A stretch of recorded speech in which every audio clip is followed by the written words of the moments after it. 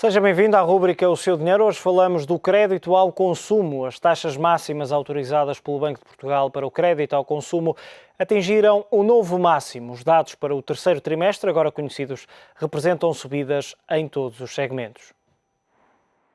Se está a pensar em fazer um crédito ao consumo nos próximos 3 meses, o melhor é consultar primeiro as novas taxas de juro máximas permitidas pelo Banco de Portugal.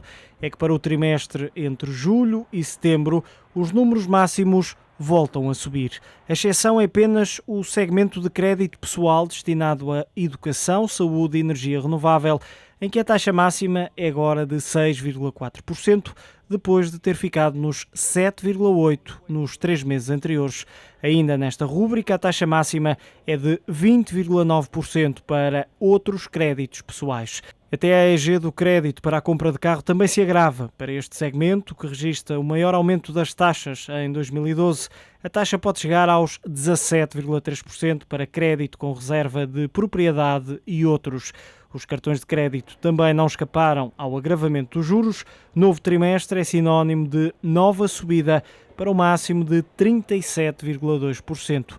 As TAEG, agora conhecidas, são calculadas com base na média dos juros praticada no mercado, à qual se acresce 1/3, e servem de base para bancos e sociedades financeiras.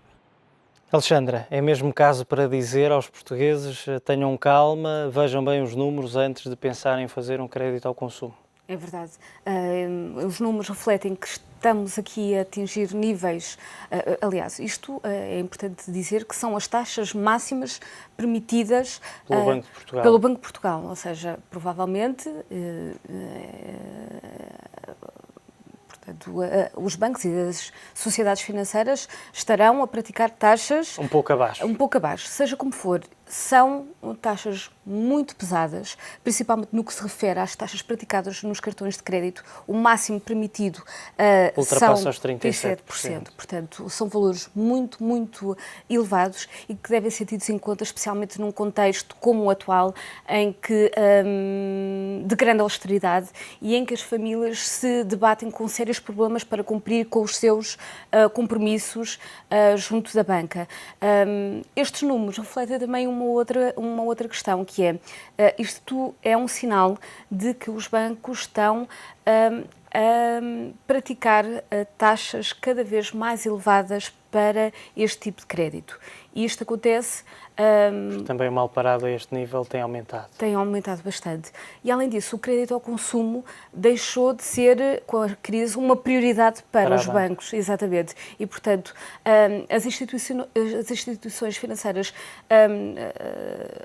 estão a restringir a concessão de crédito à economia no geral, não é? E, portanto, são muito mais criteriosas na concessão de crédito. E, portanto, claramente, um crédito ao consumo deixou de ser um segmento privilegiado pela banca. E, portanto, uma das formas de controlar e de restringir o acesso aos créditos pessoais é exatamente através da aplicação de taxas de juro mais elevadas.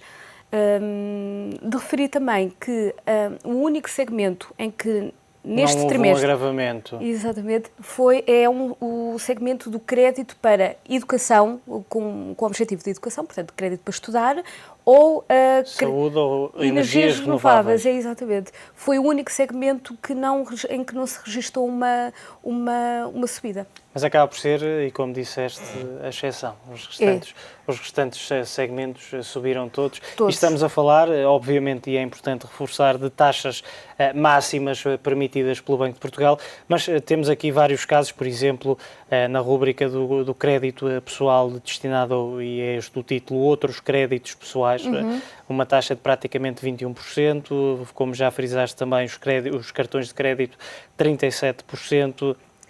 Temos o crédito para a compra de carro, que em Portugal também teve um boom muito grande nos últimos anos, a 17,3%. Quer dizer, se pensarmos, e é isso que é importante também alertar, que os contribuintes, as pessoas em geral, poderão deixar eventualmente de cumprir os juros que se vão acumulando, tendo por base 15, 17, 20%. Acabam por depois ficar muito pesados, naturalmente em função do valor pedido, mas acabam por pesar bastante. Sem dúvida. Agora, isto tem um efeito, também tem um efeito um bocadinho negativo, que é, por exemplo, nas taxas, as taxas praticadas para o crédito automóvel continuam também a sentir a mesma tendência de subida. A questão é que isso também se reflete em termos económicos, porque temos vindo as vendas de automóveis novos a descerem brutalmente este ano, uma queda histórica e, portanto, obviamente que também tem um efeito negativo, que é, há um impacto negativo porque há menos consumo e menos atividade económica e, portanto, isso tem reflexos, obviamente. E esses são pontos importantes, Alexandra. O menor consumo, olhamos sempre para uma realidade mais macro, o crédito às famílias, o crédito às empresas, mas dentro destes créditos há outros créditos, nomeadamente estes ao consumo, que também acabam por ter um papel importante no desenvolvimento de uma economia, como disseste, no consumo, na própria atividade económica. É verdade, só que neste momento as famílias têm que fazer contas e têm que estabelecer prioridades e, portanto, o crédito da casa é aquele que as pessoas têm que pagar. E mesmo assim já há muitas famílias que sentem dificuldades em cumprir com esse encargo. Há despesas fixas que têm que ser pagas, água, luz, gás, creche dos filhos e, portanto, a alimentação, a saúde. Há coisas que são indispensáveis e que têm que ser cumpridas e que têm que ser gastos que têm que ser feitos e, portanto, há outros consumos que, obviamente, terão que ser cortados e que terão que ser diminuídos e isso tem-se refletido, obviamente, nas contas nacionais. Ignorando estes números de que falamos aqui com estas taxas máximas, parece que de alguma forma os portugueses estão mais conscientes e mesmo que não tivessem estas taxas tão elevadas, começaram a cortar nestes créditos? Sim, os números do Banco de Portugal mostram que a concessão de crédito ao consumo caiu bastante. E caiu não é só por uma questão dos bancos estarem a travar